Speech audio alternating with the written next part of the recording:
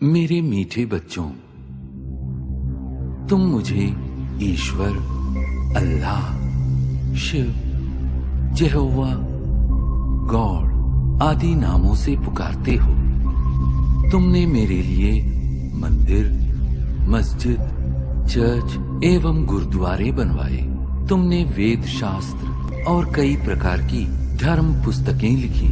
मेरे पास पहुंचने के लिए तुमने पूजा, अर्चना, तप आदि किए। तुमने मेरे नाम पर अनेक युद्ध किए और मेरे लिए कई त्याग व बलिदान दिए। लेकिन दुर्भाग्यवश न तो मुझे कोई भी प्राप्त कर सका और न ही मेरे पास पहुंच पाया।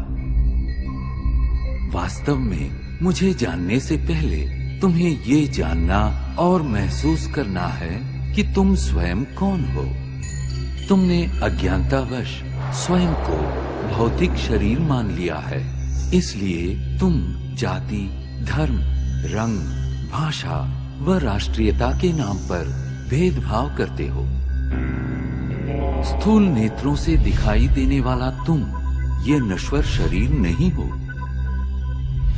तुम तो अविनाशी आत्मा हो, जो भ्रिकुटी के मध्य में स्थित होकर इस शरीर को नियंत्रित करती हो। अतः स्वयं को शरीर द्वारा कर्म करने वाली आत्मा अनुभव करो।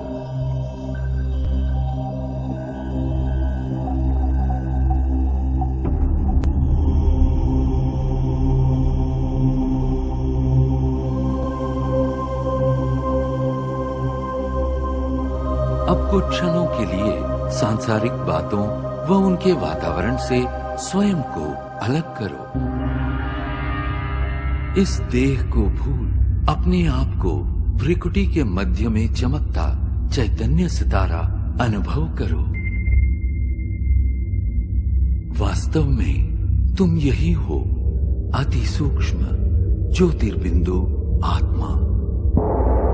अब क्रमशः तुम्हारी यात्रा आरंभ होती है।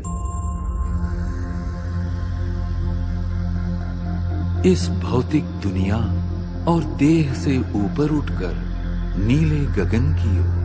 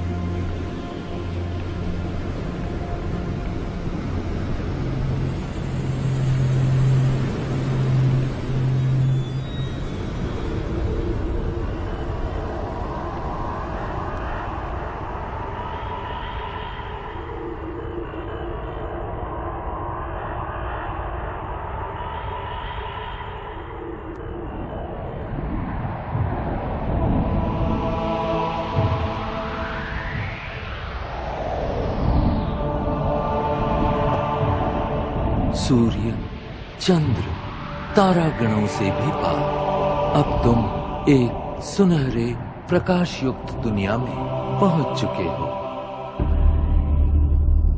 ये वो आत्माओं की दुनिया है जिसे ब्रह्मलोक, शांति धाम, मुक्ति धाम व परम धाम कहा जाता है। ये मधुर शांतिपूर्ण दुनिया तुम आत्माओं का और मेरा भी मूल निवास स्थान है। मैं तुम आत्माओं का पिता, परम पिता परमात्मा शिव हूँ। तुम आत्माओं की तरह मैं भी अति सूक्ष्म हूँ। ज्योतिर्बिंदु होते हुए भी ज्ञान गुणों में सिंधु के समान हूं। मैं सर्वशक्तिमान जन्म मृत्यु के चक्र से परे होने के कारण सदा पावन हूं। तुम सब आत्माएं मेरी प्रिय संतान हो। प्रारंभ में तुम आत्माएं भी मेरे साथ परम धाम में ही निवास करती थी।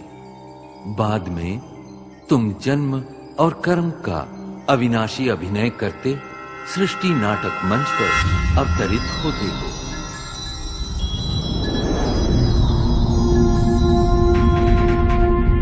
ये अनादि अविनाशी नाटक सतयुग, त्रेता युग, द्वापर युग और कलियुग 4 युगों में विभक्त है।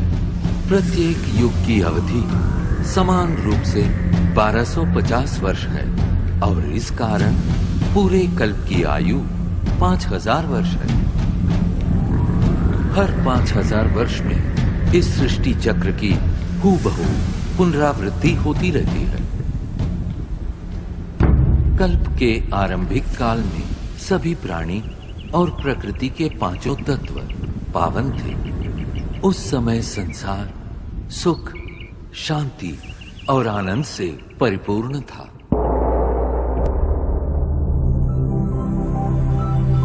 यही वो समय है जिसे सतयुग और त्रेता युग के नाम से जाना जाता है,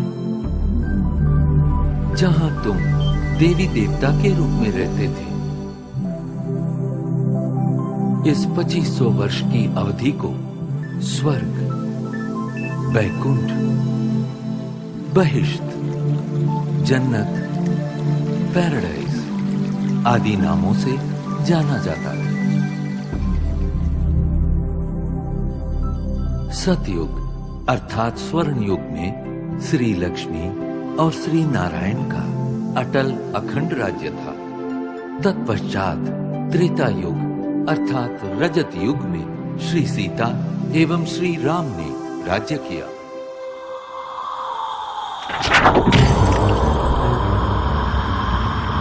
द्वापर युग में देहभान के कारण तुम विकारों में प्रविष्ट हो गए और इस कारण अपनी शक्तियां खोने लगे।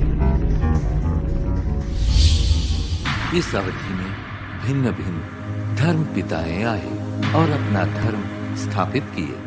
प्रारंभ में इन धर्मों की स्थापना सारी मानव जाति को एक सूत्र में बांधने और उनका सही मार्ग प्रदर्शन करने के लिए हुई थी। अब इस कलियुग अर्थात कलह युग में मानव मन में विद्यमान 5 विकार चरम सीमा पर है, जिनके कारण 5 तत्व प्रदूषित हो गए हैं और तुम शांति एवं खुशियों से वंचित हो गए हो। परिणामतः दुख, अशांति के दलदल से मुक्ति पाने के लिए तुम मुझे पुकारने लगे। यदा यदा हि धर्मस्य ग्लानिर्भवति भारत अभ्युत्थानमधर्मस्य तदात्मानं सृजाम्यहम् परित्राणाय साधूनां विनाशाय च दुष्कृताम् धर्म संस्थापनार्थाय संभवामि युगे युगे। जब जब धर्म की ग्लानि होती है एवं अधर्म व पाप में वृद्धि होती है, तब तब सत धर्म की स्थापना और श्रेष्ठ विश्व नव निर्माण हेतु मैं धरती पर अवतरित होता हूँ। इस दिव्य व पावन अवतरण के काल को संगम युग कहते हैं। कलियुग और सतयुग के संगम का ये समय अत्यंत कल्याणकारी है। गीता में दिए इन वचनों के अनुसार अब भारत भूमि पर मेरा अवतरण हो चुका है। प्रजापिता ब्रह्मा के साकार मानवीय तन में मैं प्रविष्ट एवं सन्निविष्ट होकर सहज गीता ज्ञान एवं राजयोग द्वारा तुम आत्माओं को पावन बनाने का महान कार्य कर रहा हूँ। अब तुम देह सहित देह के सर्व संबंधों को भूल स्वयं को आत्मा निश्चय कर मुझ परम पिता परमात्मा को याद करो। यही राजयोग है जिसके द्वारा तुम्हारे जन्म जन्मांतर के विकर्म दग्ध होंगे और तुम सर्वगुणों एवं सर्वशक्तियों से संपन्न हो जाओगे। याद रखो, प्रकृति के पांचों तत्व भी तुम्हारे इसी संपन्नता की प्रतीक्षा कर रहे हैं। मेरे प्यारे बच्चों, मैं वही हूं जिसे तुम अनेक वर्षों से खोज रहे हो। मैं तुम्हारा अनादि पिता हूं। मैं जो हूं, जैसा हूं, मुझे भली भांति पहचानो और मेरी श्रीमत पर चलो, ताकि आने वाले स्वर्णिम युग में तुम अनेक जन्मों का श्रेष्ठ भाग्य प्राप्त कर सको।